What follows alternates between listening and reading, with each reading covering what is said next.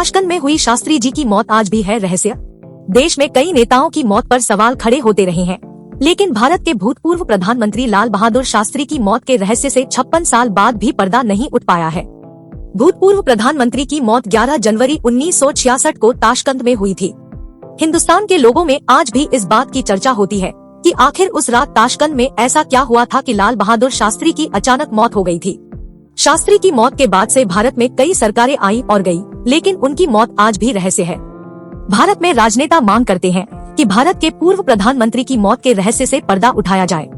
साल 1965 में भारत और पाकिस्तान के बीच जंग खत्म हुई थी, जिसके बाद दोनों देशों के बीच ताशकंद में समझौता हुआ था। यह समझौता 10 जनवरी 1966 को हुआ था, जिसके 12 घंटे बाद ही 11 जनवरी को तड़के शास्त्री की मौत हो गई थी। आधिकारिक तौर पर बताया गया कि लाल बहादुर शास्त्री की मौत हार्ट अटैक की वजह से हुई थी।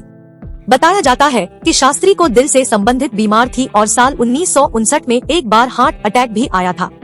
इसके बाद उनके परिवार के लोग उनको कम काम करने की सलाह देते थे, लेकिन प्रधानमंत्री का पद संभालने के बाद उनका काम और बढ़ गया। ताशकंद में मौत के बाद शास्त्री का पार्थिव शरीर भारत लाया गया था।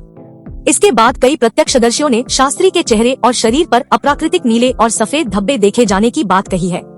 इसके अलावा उनके पेट और गर्दन पर कटे के भी निशान थे। सबसे हैरानी की बात यह है कि मौत से पर्दा उठाने के लिए बनी राजनारायण जांच समिति किसी भी नतीजे पर नहीं पहुंच पाई।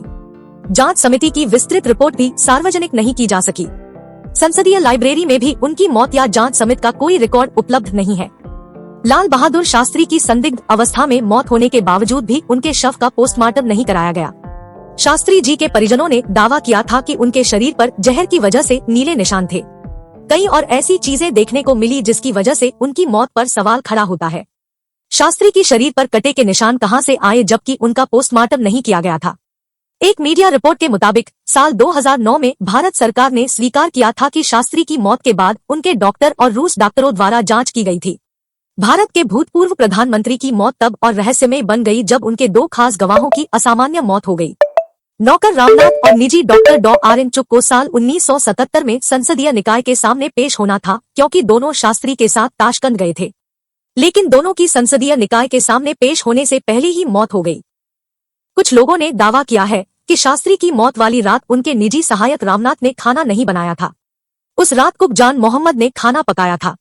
जान मोहम्मद सोवियत रूस में भारतीय राजदूत टीएन कॉल का कुक था। खाना खाने के बाद शास्त्री सो गए थे और मौत के बाद उनका शरीर नीला पड़ गया था।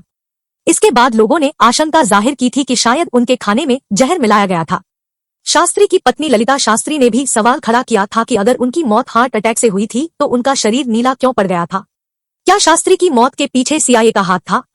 अमेरिकी खुफिया एजेंसी सीआईए के एजेंट रॉबर्ट क्रॉले ने एक इंटरव्यू में दावा किया था कि शास्त्री की मौत के पीछे सीआईए का हाथ था। यह भी कहा था कि होमी जहांगीर भाभा